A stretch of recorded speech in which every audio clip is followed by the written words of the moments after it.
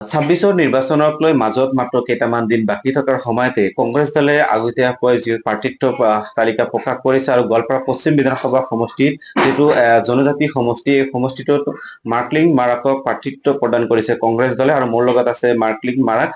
আপোনাক প্ৰথমে স্বাগতম জনাইছো।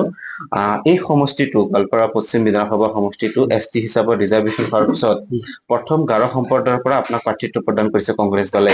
কিমান আশাবাদী আপুনি? প্ৰথমতে আপোনাৰ মিডিয়াৰ জৰিয়তে মই সকলোকে নমস্কাৰ কৰিছোঁ আৰু আপোনালোকক এই মোৰ ঠাইত আহিখিনি মোক লগ কৰাৰ কাৰণে মই ধন্যবাদ জ্ঞাপন কৰিছোঁ। প্ৰথমতে মই সেইটো ক'ব বিচাৰিছোঁ যে হাইকমাণ্ডে মোক টিকেটটো প্ৰদান কৰিলে। এই ক্ষেত্ৰত আমাৰ পশ্চিম গোৱালপাৰা যিখন ST ৰিজাৰ্ভ হৈছে তাতে সেই অঞ্চলত সেই সমষ্টিত যিখিনি আমাৰ বিভিন্ন জনজাতি আছে, ৰাভা আছে, গাৰো আছে, হাজং আছে, ৰাজবংশী আছে, মুছলিম আছে আৰু বিভিন্ন তেনেকুৱা আমাৰ জনজাতিৰ মানুহ আছে। তেওঁলোকৰ আশীৰ্বাদে, তেওঁলোকৰ ব্লেছিঙে মই আজি সেই পৰ্যায়লৈকে আহি পাইছোঁ।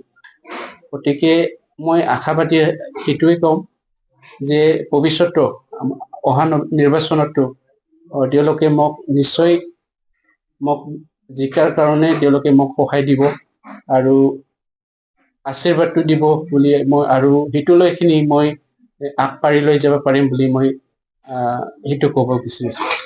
যিহেতু ST হিচাপত ৰিজাৰ্ভেশ্যন হোৱাৰ পিছত এই সমষ্টিটোত বিজেপিৰ কিছু সাংগঠনিক শক্তি অলপমান বৃদ্ধি, তেনে ক্ষেত্ৰত কংগ্ৰেছৰ কিমান শক্তিশালী সাংগঠনিকভাৱে আপুনি এই বিজেপিক ৰুধিবলৈ কেনেকুৱা ধৰণৰ চেষ্টা কৰিব?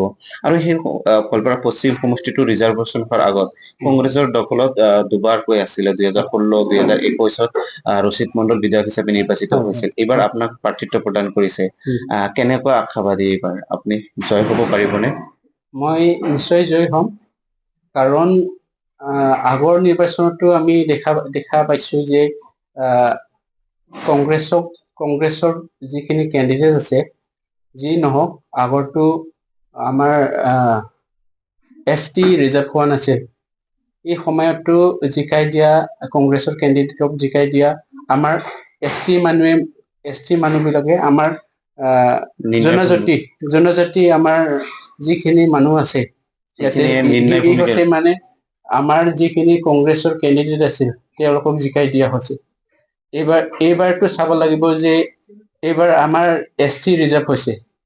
ST ৰিজাৰ্ভ হোৱাৰ পিছত এইটো মই আজি গাৰো সম্প্ৰদায়ৰ পৰা কংগ্ৰেছে টিকেট প্ৰদান কৰা হৈছে। এই টিকেট প্ৰদান কৰাৰ মানে তেওঁলোকক ধন্যবাদ কৰিছোঁ, কাৰণ এইবাৰ ST হৈছে, ST মানুহে হৈছে। গতিকে ST মানুহক আগৰ যিখিনি নিৰ্বাচন আছিল তেওঁলোকে ST নাছিল, এইবাৰ ST হৈছে। ST মানুহে ST মানুহক সেইটো নিশ্চয় চাব। যিহেতু এই সমষ্টিটোত কিছুদিন পূৰ্বে আগিয়াত এখন যোগদান সভা হৈছিলে, তাত গাৰো সম্প্ৰদায়ৰ লোকো বিজেপিত যোগদান কৰিছিলে। দেখা পোৱা গৈছে যে এই সমষ্টিটোৰ প্ৰেক্ষাপটটো কিছু সাল সলনি হৈছে। তেনে ক্ষেত্ৰত এই সমষ্টিটো পুনৰুদ্ধাৰ কাৰণে আপুনি কেনেকুৱা ধৰণৰ ৰণকৌশল প্ৰস্তুত কৰিব? চাওক, যোৱা কেইদিন আগতে কৰিছিল বিজেপিয়ে আমাৰ গাঁৱৰ মানুহ যোগদান কৰে বুলি প্ৰচাৰ কৰা হৈছিল মিডিয়াৰ যোগে। এতিয়া মই ক'ব বিচাৰিছোঁ, আচলতে সেই যোগদান কৰা মানুহবিলাকৰ পৰা আহিছে সেইটো প্ৰথমতে চাব লাগিব। আমাৰ লোকেল এৰিয়াৰ হয় না বাহিৰৰ হয়। যিখিনি আমাৰ অঞ্চলৰ হয় তেওঁলোকে কেতিয়াও বিজেপিত নাহে আৰু কেতিয়াও বিজেপিত যোগদান নকৰিব।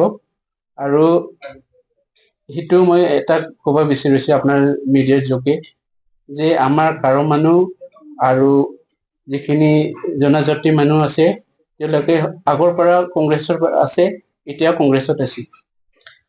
যিহেতু এই সমষ্টিটোত আপোনাৰ ধৰ্মীয় সংখ্যালঘু এটা নিৰ্ণায়ক ভূমিকা আছে, বহুতখিনি ভোট আছে, তাৰপৰা ৰাভা কমিউনিটি আছে, নাথ আছে, ৰাজবংশী মানুহ আছে।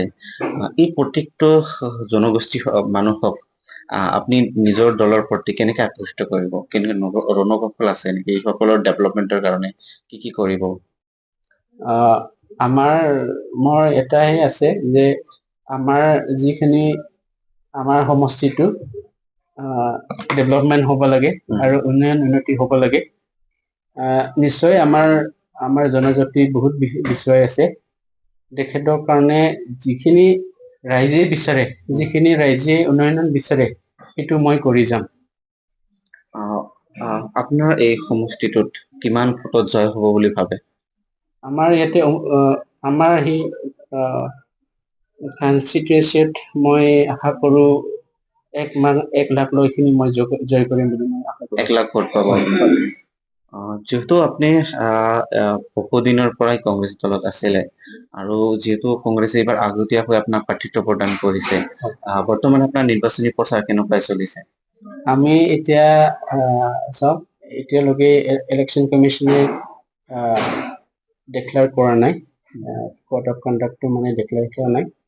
এতিয়ালৈকে আমি প্ৰথমতে আমাৰ কৰ্মীসকলে আৰু আমাৰ দলৰ নেতাসকলক আমি ঘৰ যাইখিনি আমি লগ কৰি আছো আৰু তেখেতৰ আশীৰ্বাদটো লৈ আছো, যাতে আমি যিখিনি আমাৰ দলৰ নেতাবিলাক আছে তেওঁলোকৰ লগত একযোগ হৈখিনি আমি কাম কৰিখিনি যাতে আমি আমাৰ দলখন আগবাঢ়ি লৈ যাব পাৰিব আৰু আমি সেই নিৰ্বাচনত আমি জিকিব পাৰিব। তাৰ কাৰণে আমি এতিয়ালৈকে আমি আমাৰ নেতাবিলাক আৰু আমাৰ নেতাই নহয়, বেলেগৰ সংগঠনৰ নেতাবিলাককো আমি লগ কৰিখিনি তেখেতৰ লগতো যোগাযোগ কৰি আছে আৰু আলোচনা চলি আছে। গতিকে মই সেইটো ক'ব বিচাৰিছো যে আমাৰ যিখিনি কষ্ট কৰিব, যিখিনি আমাৰ নেতাবিলাকে কাম কৰিব, যিখিনি আমাৰ দলৰ মানুহে কাম কৰিব, সেইটো মানে ফলাফলটো আহিব বুলি মই আশা ৰাখিছো। এই সমষ্টিটোত এতিয়াও বহুত যথেষ্ট উন্নয়নৰ বাকী আছে। ধৰক আপোনাৰ ৰাস্তা ঘাটে হওক, প্ৰতিটো গাৰো জনগাঁথনি বা এগ্ৰিকালচাৰে হওক বা অন্যান্য চেক্টৰত বহুত উন্নয়ন বাকী আছে। এই উন্নয়নৰ ক্ষেত্ৰত আপুনি কি ভূমিকা ল'ব? প্ৰথমতে মই সেইটো ক'ব বিচাৰিছো যে আমাৰ ৰাইজে আগৰ পৰাই আমাৰ সমষ্টিত বহুত বিচৰাই থাকি আছে। কিন্তু যদি ৰাইজে বিচাৰে যে তেখেতক কৰি লৈ যোৱাৰ কাৰণে তেখেতে কি বিচাৰে সেইটো ৰাইজৰ মেনিফেষ্টো হ'ব। গতিকে ৰাইজে কি বিচাৰে মই সেইটো কৰি যাম বুলি মই সেইটো ক'ব বিচাৰিছো। ধন্যবাদ। আছিল মাৰ্কলিন মাৰাক আৰু গোৱালপাৰা পশ্চিম বিধানসভা সমষ্টি জনজাতি সমষ্টিৰ প্ৰাৰ্থী কংগ্ৰেছ দলৰ, আৰু তেখেতে প্ৰাৰ্থিত্ব প্ৰদান কৰাৰ পিছত যথেষ্ট তৎপৰ হৈ পৰিছে সমষ্টিটোৰ চুকে কোণে দলীয় নেতা কৰ্মী দলৰ প্ৰতি আকৃষ্ট কৰি ৰাখি যাতে আগন্তুক বিধানসভা নিৰ্বাচনত জয় হ'ব পাৰে তাৰ কাৰণে বিভিন্ন ৰণকৌশল প্ৰস্তুত কৰা পৰিলক্ষিত হৈছে।